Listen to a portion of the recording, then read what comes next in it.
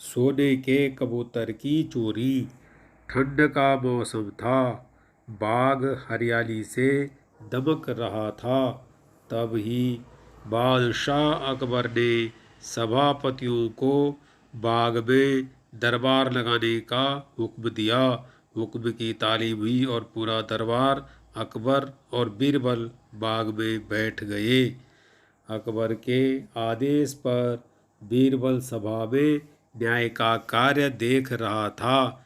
कई लोगों की न्याय याचिका सभा में पढ़ी गई, जिनका बीरबल ने अपनी सूझबूझ से न्याय किया।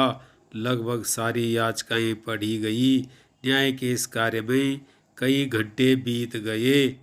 थोड़ी देर बाद दरबार में एक व्यापारी आया। उसने चोरी की अर्जी लगाई थी। उसने कहा, एक बार वो दिल्ली गया था।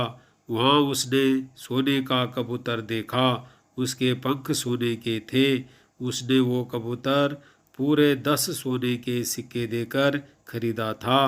दिल्ली से आने के बाद उसने उस कबूतर को अपने घर में पिंजरे में रखा था और रोज सुबह और शाम उसे दाना डालता था।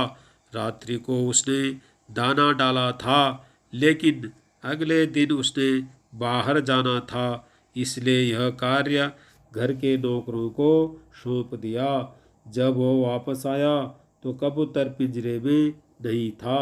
अब उसे नौकरों पर शक है कि उन्होंने मेरे कबूतर को मार दिया, पर उसके पास कोई सबूत नहीं है।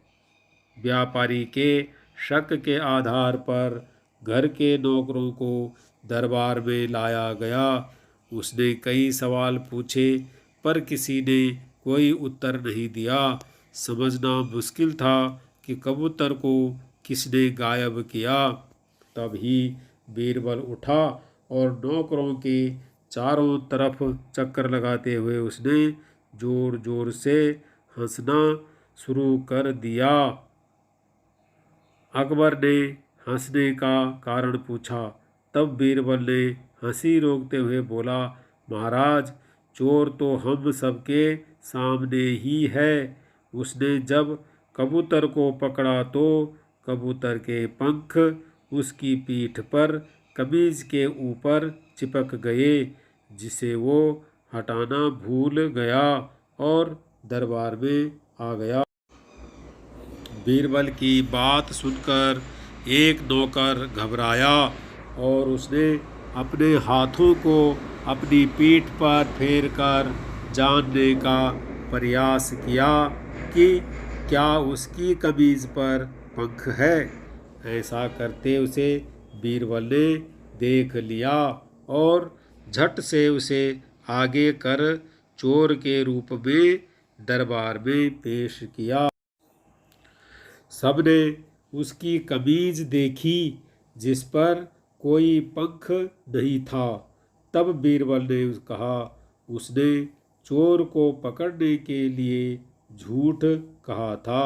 उसे पता था जिसने चोरी की है वो जरूर अपनी पीठ की तरफ अपने हाथ को बढ़ाएगा और अन्य नौकर सहजता से दरबार में खड़े रहेंगे। और वही हुआ।